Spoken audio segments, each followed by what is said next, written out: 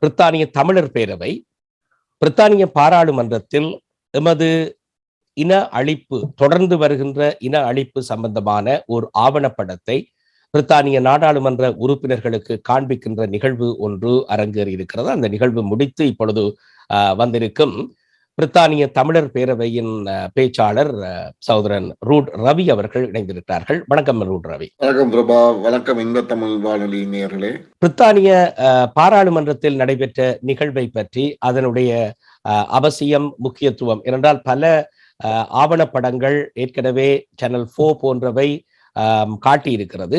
இதில் நீங்கள் செய்திருக்கக்கூடிய அல்லது நீங்கள் முன்னெடுத்திருக்கக்கூடிய இந்த ஆவணப்படத்தை பற்றி முதலில் குறிப்பிடுங்களேன். இந்த ஆவண திரைப்படத்தின் பெயர் Continuing Cycles of Violence and Genocide in Srilanka. பிரித்தானிய தமிழர் பேரவை புலம்பெயர் நாடுகளில் முன்னோடியாக 2008 ஆண்டு ஒரு இலங்கையில் நடக்கும் 60 வருட இன அழிப்பை 2008 இலங்கையின் 60வது சுதந்திர தினத்தில் புகைப்பட கண்காட்சியாக பாராளுமன்றத்துக்கு வெளியிலும் பின்னர் உள்ளும் வைத்து பல்வேறு எம்பிக்களையும் லார்ட்ஸ் பிரபுக்களையும் வரவழைத்து இது இன அழிப்புக்கான அடிப்படையில் உள்ளது என்பதை காட்டியதிலிருந்து அதன் பின்னர் 2012 ஆண்டும் மறுபடியும் ஒரு அதே மாதிரியான ஒரு புகைப்பட கண்காட்சி இடம்பெற்றது. உள்ளே பாராளுமன்ற அரங்க நிகழ்வுகளில், விவாத மேடைகளில் இந்த இன அழிப்பை பிரித்தானிய தமிழர் பேரவை இந்த அனைத்து கட்சி பாராளுமன்ற உறுப்பினர்களால் கொண்டு வந்து கொண்டிருப்பது கடந்த 16 வருட சம்பவங்கள். அதே நேரத்தில் இந்த குறிப்பிட்ட ஆவணப்படம் என்பது கிட்டத்தட்ட ஒரு 4-5 வருடமாக பல்வேறு ஆவணங்கள், திரைப்படங்கள், வீடியோ டாக்குமெண்ட்ரிகள் என்பவற்றை தெரிந்தெடுத்து அதன் நிகழ்வுகளை தொகுத்து ஒரு சரியான ஒரு இளம் வயதினர் கொண்ட இளம் உறுப்பினர்களை கொண்டவர்களுடைய முன்முயற்சியுடன் எங்கள் வழிகாட்டலில் ஒரு ஆவண திரைப்படமாக உருவாக்கப்பட்டது. இந்த ஆவண திரைப்படம் ஒரு சர்வதேச திரைப்பட விழாவில் தயாரிக்கப்பட்டு சென்ற வருடம் இந்த கோவிட் வந்ததால் சென்ற வருடம் அது தற்காலிகமாக ரீஷெடியூல் பண்ணப்பட்டிருந்தது. அந்த ஐரோப்பாவில் நடைபெற இருந்த அந்த சர்வதேச திரைப்பட விழாவிலே இது கலந்து கொள்ளும் தகுதி பெற்றிருந்தது. இப்போது அதனை காலம் தாழ்த்தாமல் இப்போதுள்ள இலங்கை நிலவரங்கள் இதையும் பொறுத்து நாங்கள் அதனை வெளியிட்டோம். என்ன இதுல முக்கியமான விடயங்கள் கவனிக்கப்படணும்னு சொன்னால், இதிலே நாங்கள் இலங்கை என்பது மற்ற நாடுகள் போல ஒரு தடவை வந்து ஒரு பெரிய வன்முறை வந்து நின்று அந்த நாடு அமைதி அடைந்தது போல இல்லை. இது ஒரு வித்தியாசமான நாடு. நாங்கள் 75 வருடங்கள், அதாவது இலங்கைக்கு சுதந்திரம் கிடைத்த 74 வருடங்களில் இப்படியான வன்முறை சுழற்சிகள் அடிக்கடி இடம்பெற்றிருக்கிறது. அதற்கு முன்னரே 1860களில் இருந்து கத்தோலிக்க மதத்துக்கு, கிறிஸ்தவ மதத்துக்கு எதிராக நடந்த அனகாரிகவின் போதனைகளின் பின்னர் வந்த அந்த நிகழ்வுகள், வன்முறைகள், அதுக்கு பின்னர் 1915 இடம்பெற்ற முஸ்லிம் மக்களுக்கு எதிராக வன்முறைகள் என்பது இலங்கையினுடைய சிங்கள பௌத்தம் என்ற மனோபாவத்தின் அந்த பிலாசபியினுடைய எழுச்சியின் தொடர்ச்சியாக இது தொடர்ந்து இடம்பெறுகிறது. ஆகவே இந்த விடயத்தை இலங்கைக்கு மேலோட்டமான சொல்வார்கள், அந்த காஸ்மெட்டிக் சேஞ்சஸை கொண்டு வந்து மேலோட்டமான பூச்சிகள், அருதாரங்கள் பூசுவதன் மூலம் இலங்கைக்குள் தீர்வை காண முடியாது, வன்முறையை நிறுத்த முடியாது. அந்த வன்முறைக்கான அடிப்படை காரணிகளை, ரூட் காசஸ் ஆஃப் த கான்ஃப்ளிக்டை நாங்கள் இனங்காண வேண்டும்.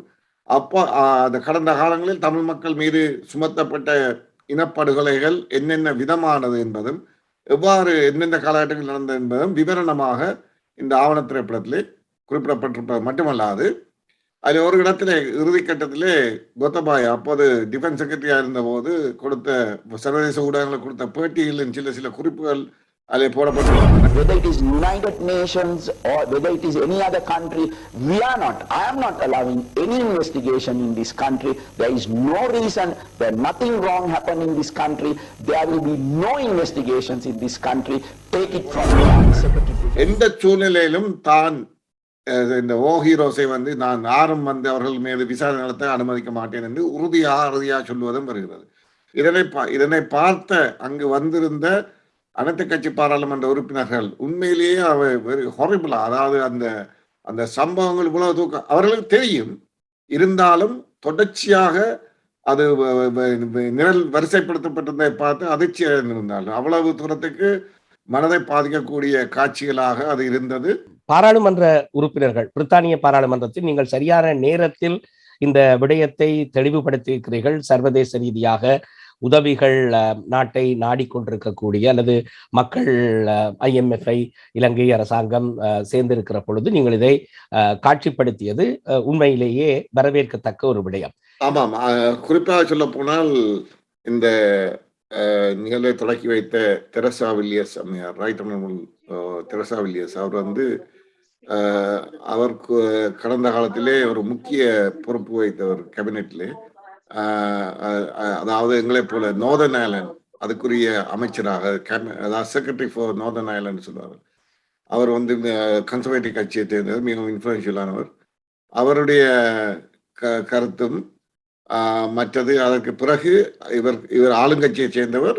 அதற்கு பிறகு பேசிய லிபரல் டெமோக்ராட்டிக் கட்சிக்கு பொறுப்பான அதனுடைய president chairman sir Ed Davey, right honourable sir Ed டேவியும், அதனைத் தொடர்ந்து ஷெடோ ஃபாரின் மினிஸ்டர் செக்ரட்டரியாக இருக்கிற Wes Streeting MP, Labour party.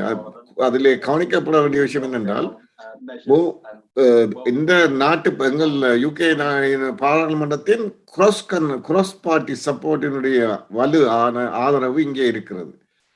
அதனை அவர்கள் தங்களுக்குள்ளேயே தமிழ் மக்கள் விஷயத்திலே அவர்களுக்கு தங்களுடைய கருத்துரிமை இருப்பதையும் ஆக்ஷனை நோக்கி புஷ் பண்ண வேண்டியதையும் அவர்கள் தெளிவாக வலியுறுத்தினார்கள். அது மட்டுமல்ல, இவர்கள் அவ்வளவு பேருமே எங்களுடன் பலவிதமான மன்றங்களில், குறிப்பாக ஐநாவுக்கு இவர்கள் எங்களுடன் வந்தவர்கள், ஐரோப்பிய யூனியனுக்கு வந்தவர்கள், அவர்களுக்கு இந்த ஆவண திரைப்படம் மேலும் ஒரு கடும் பாதிப்பை கொடுத்திருப்பது அவர்கள் வலியுறுத்தினார்கள். டேஞ்சிபிள் ஆக்ஷன், அதாவது ஒரு வலிமையான ஆக்ஷனை நோக்கி இதை செல்ல வேண்டும் என்பதிலே அவர்களுடைய செயல்பாடு இருக்கிறது, அவர்களுடைய கூட்டு இருந்தது. While watching this documentary, I request you all keep in mind what is the way forward. The 3 Tamil political parties on the ground have requested for a political solution, federalism. The international community has attempted facilitation before, where a specific government has organized a venue for the Sri Lankan state and for representatives of the Tamil nation to meet in person, but facilitation has failed. In 2006, the UK, US and Japan attempted mediation to negotiate a settlement. This was led by Eric Solheim, and again mediation failed. The other option we have moving forward is arbitration through the UN Charter Article 33. The arbitration also needs to include judicial procedures, either led by the UK, US or India. I'll speak a little bit more in detail about the way forward of this.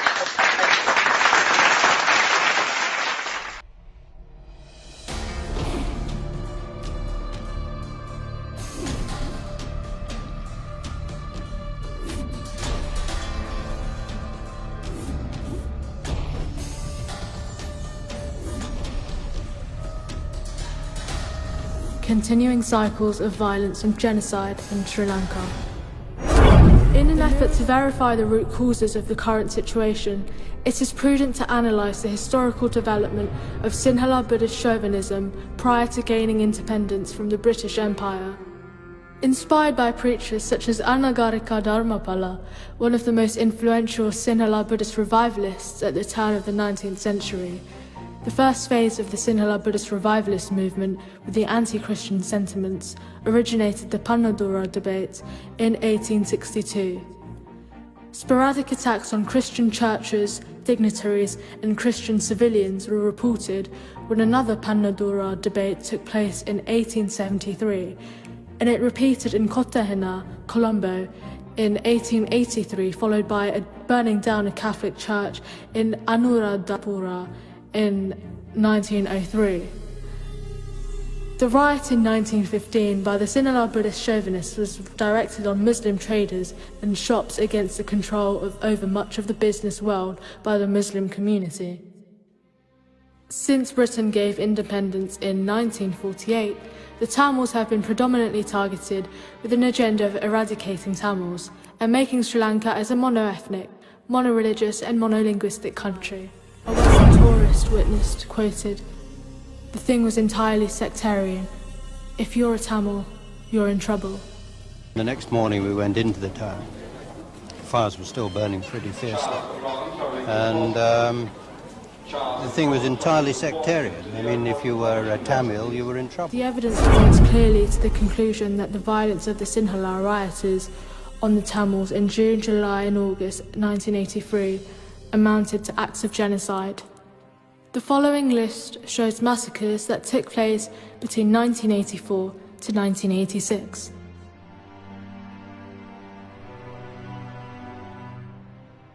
This list shows massacres that took place between 1990 to 1995.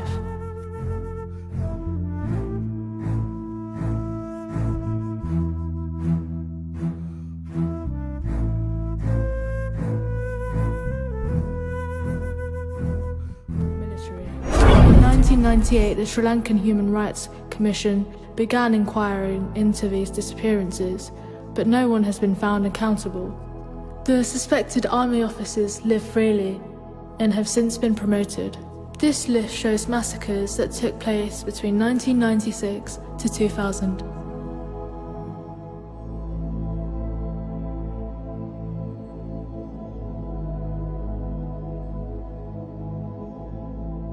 This list shows massacres that took place between 2005 to 2007. This shows the continuing genocide with the impunity in the northeast of Sri Lanka, the traditional homeland of Tamils. I remember the defense secretary saying, "Oh, trials, you know, they go on so long and people get off," and then he said, "I killed them. You know, that's not justice." Well, what about the 30 instances of attacks on hospitals or makeshift hospitals between December 2008 and May 2000? First, the government should stop the indiscriminate shelling that has taken hundreds of innocent lives, including several hospitals. The government should live up to its commitment to not use heavy weapons in the conflict zone. Whether it is United Nations or whether it is any other country, I am not allowing any investigation in this country. There is no reason that nothing wrong happened in this country. There will be no investigations in this country.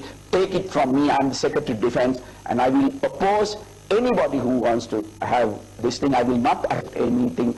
This is my final word. A total of 146,679 Tamil people have been unaccounted for to date.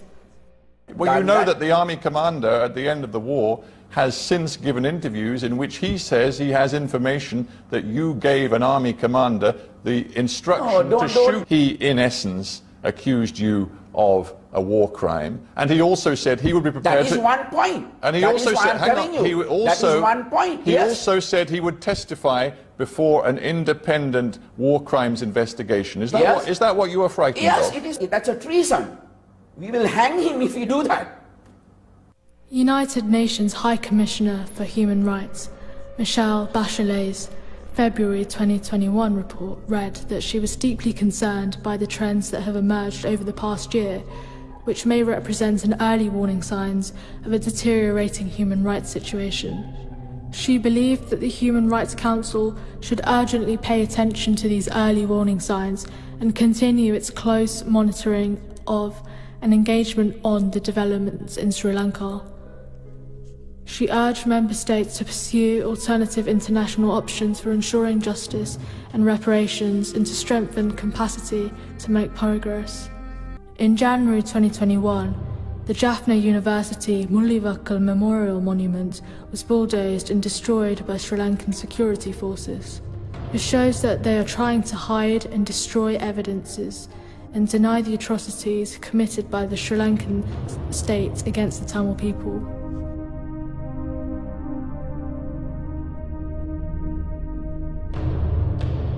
The Sri Lankan government says it's shown the world that terrorism can be crushed by force. The country's northern battlefields, where many thousands lost their lives, are now silent. But peace came at a terrible cost.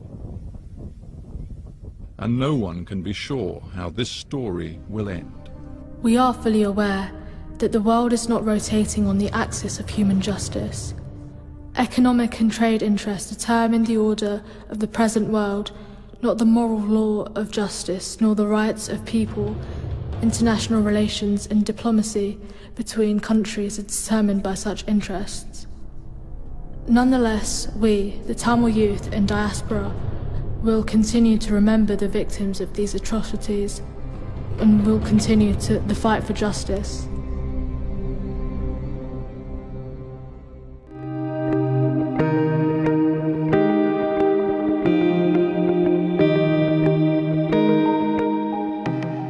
எங்கள் படைப்புகளை ஊக்குவிக்க மறக்காமல் subscribe செய்யுங்கள், உங்கள் உறவுகளுடன் share பண்ணுங்கள், உங்கள் கருத்துக்களை comments பகுதியில் பதிவிடுங்கள்.